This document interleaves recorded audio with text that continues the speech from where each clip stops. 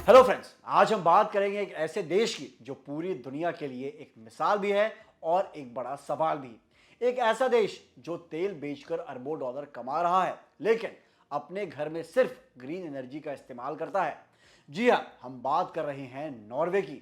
आपको जानकर हैरानी होगी कि नॉर्वे दुनिया के सबसे एनवायरमेंट फ्रेंडली देशों में गिना जाता है। वहां की सड़कों पर साइकिल दिखेंगी और 2024 के डेटा के हिसाब से हर 10 में से 9 गाड़ियां इलेक्ट्रिक व्हीकल यानी ईवीज हैं।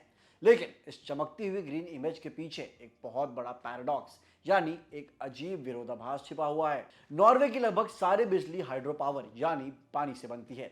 इन्होंने 1991 में ही कार्बन टैक्स लगा दिया था, जब दुनिया ने इस बारे में सोचा भी नहीं था। वहां के लोग क्लाइमेट चेंज को लेकर इतने सीरियस हैं कि 2017 में एक कानून पास किया गया जिसका टारगेट है 2030 तक एमिशंस को 50% कम करना। लेकिन यहां आता है एक ट्विस्ट। नॉर्वे यूरोप का सबसे बड़ा तेल और गैस सप्लायर है। जब से रूस यूक्रेन युद्ध शुरू हुआ है, नॉर्वे की डिमांड और बढ़ गई है। आज यूरोप की 30% गैस और 15% तेल अकेले नॉर्वे से आता है। अब आप सोचेंगे कि इसमें बुराई क्या है, बिजनेस तो बिजनेस है। लेकिन बात इतनी सिंपल नहीं है दोस्तों। इस सिचुएशन को नॉर्वेजियन पैराडॉक्स कहा जाता है। नॉर्वे के फाइनेंस मिनिस्टर ने खुद माना है कि जब दुनिया जलती है यानी युद्ध का संकट होता है, तब हमारी तिजोरी भरती है। मिडल ईस्ट में टेंशन और तेल के दाम बढ़ने की वजह से नॉर्वे ने बैठे बैठे $5 बिलियन एक्स्ट्रा कमा लिए। नॉर्वे का ये सारा पैसा जाता है उनके सॉवरेन वेल्थ फंड में, जिसे ऑयल फंड भी कहा जाता है।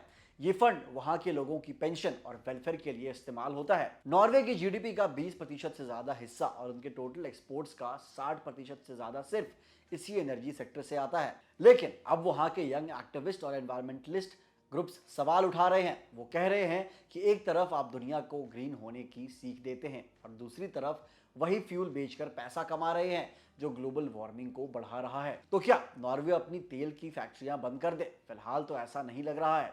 नॉर्वे के प्राइम मिनिस्टर ने हाल ही में 57 नए एक्सप्लोरेशन लाइसेंसेस इशू किए हैं। उनका कहना है कि वो यूरोप की एनर्जी जरूरतों के लिए तेल निकालते रहेंगे। इस इंडस्ट्री से वहां 2 लाख से ज्यादा लोगों को जॉब्स मिलती है, इसलिए इसे तुरंत बंद करना इकोनॉमिक सुसाइड जैसा होगा। तो फ्रेंड्स, नॉर्वे की ये कहानी हमें एक बड़ा सबक भी देती है कि ग्रीन होना अच्छा है, लेकिन जब बात इकोनॉमी और अरबों डॉलर की आती है तो दुनिया के सबसे एडवांस देश भी थोड़ा कंफ्यूज हो जाते हैं। अब आपको क्या लगता है, क्या नॉर्वे को अपना तेल निकालना बंद कर देना चाहिए? हमें कमेंट्स में अपनी राय जरूर बताइएगा। अगर आपको ये वीडियो पसंद आई हो तो इसे लाइक करें, इस पर कमेंट करें और इसे शेयर करें अपने दोस्तों के साथ। मिलते हैं अगली वीडियो में। जय हिंद।